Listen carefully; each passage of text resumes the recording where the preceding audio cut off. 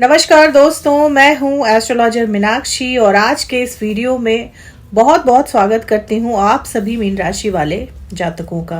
दोस्तों, साल 2024 जाने वाला है और 2025 आने वाला है बहुत सारे नए अवसरों के साथ, नए नए संभावनाओं के साथ। कैसा रहेगा 2025 आप सभी मीन राशि वाले जातकों का जानने की कोशिश करेंगे इस वीडियो में। दोस्तों, साल 2024 को शनि का वर्ष कहा गया क्योंकि नंबर 8 को रूल करते हैं शनि। साल 2025 को मंगल का वर्ष कहा जा रहा है क्योंकि नंबर 9 को रूल करते हैं मंगल देव। और जब हम 2025 का जोड़ निकालें तो नंबर 9 आता है। तो पूरे ही वर्ष मंगल की एनर्जी रहेगी 2025 में। साथ ही साथ शनि जिनकी 7.5 चल रही है, आप सभी मीन राशि वाले लोगों पर उनका दूसरा चरण भी स्टार्ट हो जाएगा। शनि आपके पहले भाव में गोचर करेंगे 29 मार्च 2025 में। शनि का दूसरा चरण उतना कष्टदायी नहीं होगा जितना शनि का पहला चरण, शनि की 7.5 का पहला चरण आप लोगों के लिए था। लेकिन जब पहले भाव में शनि देव रहेंगे तो बहुत सारी चीजों में रुकावटें लाने का काम करेंगे। बहुत सारे उतार चढ़ाव आपको देखने को मिल सकते हैं इस वर्ष। तो क्या पूरा ही वर्ष ऐसे ही निकल जाएगा दोस्तों? जी नहीं, क्योंकि साल 2025 को हम बृहस्पति से भी जोड़कर देख रहे हैं। वैदिक ज्योतिष में नंबर 9 को बृहस्पति का नंबर कहा जाता है क्योंकि नवा जो भाव होता है, हमारे नवे भाव को रूल करते हैं बृहस्पति देव काल पुरुष की कुंडली में। और काल पुरुष की कुंडली में नवा भाव जो होता है वो धनु राशि का होता है और धनु राशि के स्वामी होते हैं बृहस्पति देव। तो इस तरह से बृहस्पति का भी प्रभाव बहुत ज्यादा रहेगा 2025 में। और बृहस्पति पूरे ही साल 2025 में अतिचारी रहने वाले हैं। अतिचारी यानी कि उनकी स्पीड बढ़ी रहेगी। बृहस्पति देव मई 2025 तक, 14 मई 2025 तक आपके तीसरे भाव में रहेंगे। 14 मई 2025 के बाद बृहस्पति देव आपके चौथे भाव में विराजमान हो जाएंगे, यानी उनका गोचर आपके चौथे भाव में होगा। और ठीक 5 महीने के बाद यानी कि 18 अक्टूबर को बृहस्पति देव आपके 5वें भाव में गोचर करेंगे और यहां पर वो उच्च के रहेंगे। तो शनि की 7.5 का प्रभाव तो रहेगा आप पर, लेकिन बृहस्पति आपके 2 महत्वपूर्ण भावों में गोचर करेंगे, यानी एक केंद्र के भाव में और दूसरा त्रिकोण के भाव में। ये दोनों ही भाव जो हैं वो बहुत महत्वपूर्ण होते हैं हमारे जीवन में। चौथा भाव हमारे सुख सुविधाओं का होता है, हमारे घर का, मकान का होता है। और 5वां भाव जो होता है वो हमारे करियर से रिलेटेड होता है, हमारी क्रिएटिविटी से, हमारी पढ़ाई लिखाई, हमारी स्टडीज से रिलेटेड। तो बृहस्पति देव इन दोनों महत्वपूर्ण भावों में गोचर कर कहीं ना कहीं 2025 में आपको बहुत कुछ देने वाले हैं। शनि का प्रभाव रहेगा लेकिन बृहस्पति का भी प्रभाव रहेगा। तो आपको परेशान होने की जरूरत नहीं है। बहुत सारी परेशानियों से यूं ही निकाल कर ले जाएंगे आपको बृहस्पति देव। दोस्तों, यहाँ पे एक महत्वपूर्ण बात और बताना चाहूंगी कि राहु केतु का भी गोचर होगा 2025 में। राहु जो कि अभी आपके पहले भाव में विराजमान है वो आपके 12वें भाव में चले जाएंगे, यानी कुंभ राशि में। केतु जो कि आपके 7वें भाव में विराजमान है वो आपके 6ठे भाव में गोचर करेंगे 18 मई 2025। राहु की वजह से भी आपके जीवन में काफी परेशानियां आ रही थी क्योंकि राहु पहले भाव में रोग को बढ़ा देते हैं। राहु पहले भाव में कंफ्यूजन, डिप्रेशन देते हैं, हताशा देते हैं, निराशा देते हैं।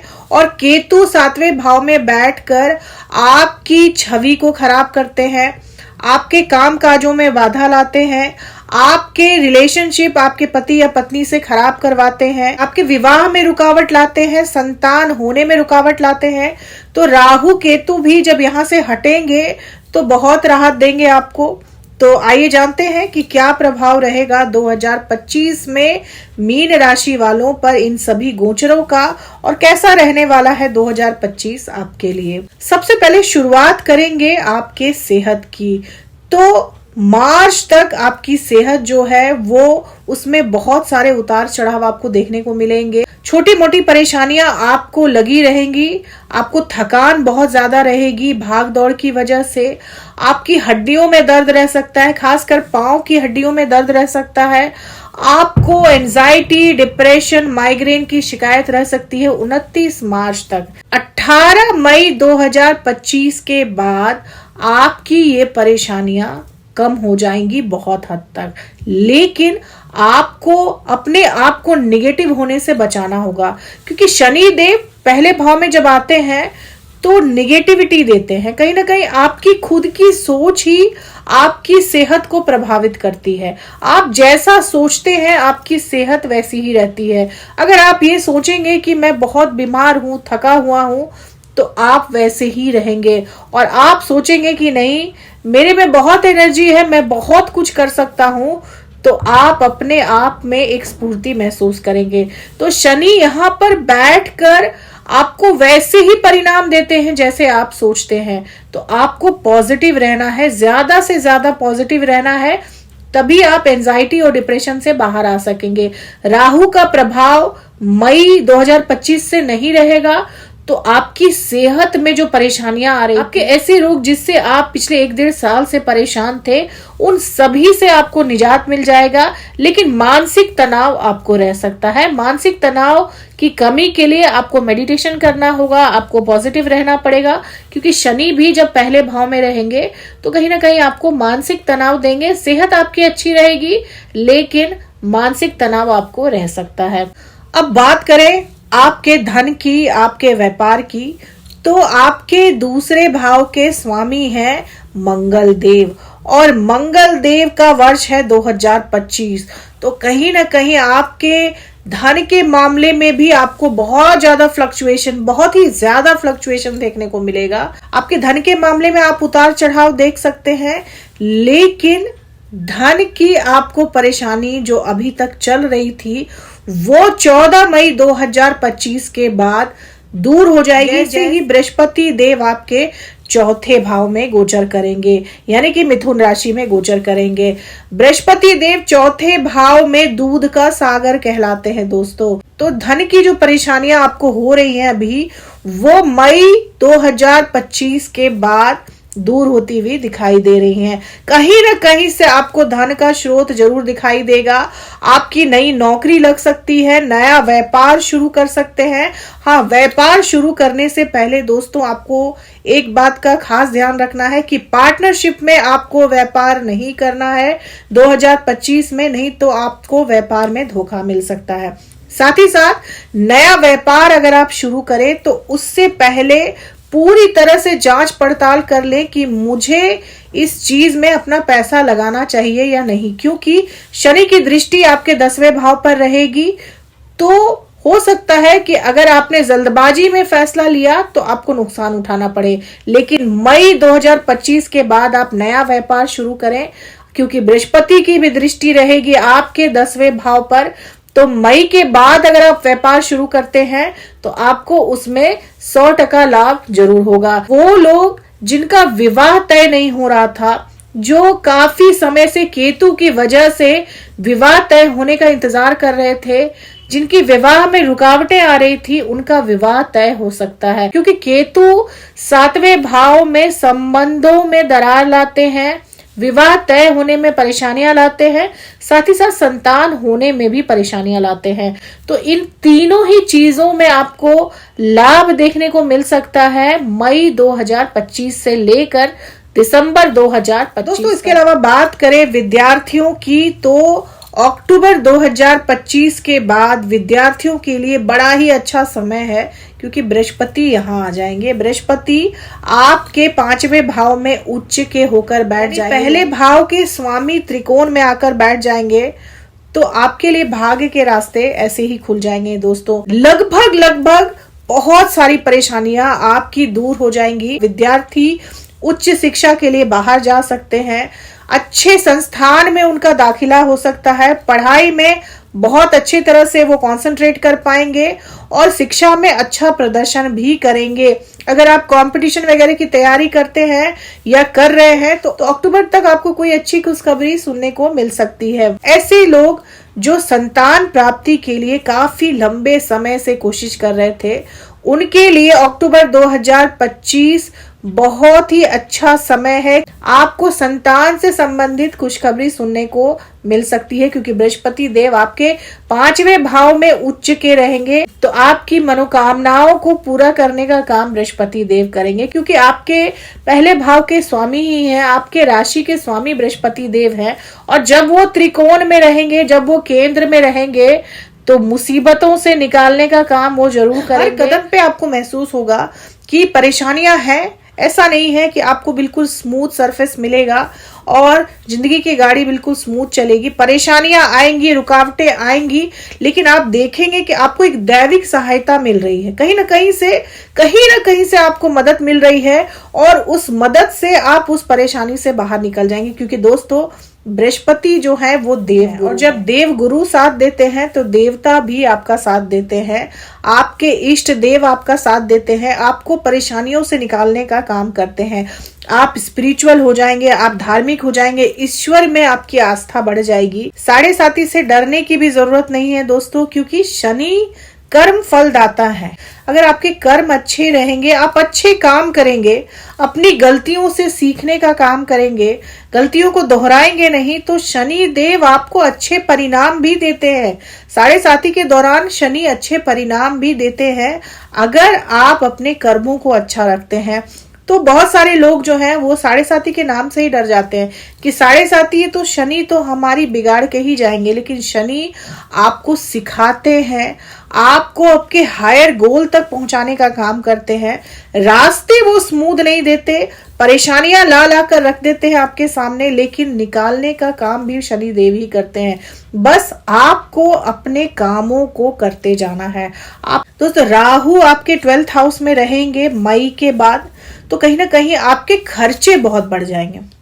इनकम आपकी रहेगी क्योंकि बृहस्पति आपके 4थे भाव में रहेंगे, तो आपकी आमदनी तो होगी, लेकिन राहु 12वें भाव में रहेंगे तो खर्चे थोड़े बढ़ा देते हैं राहु देव।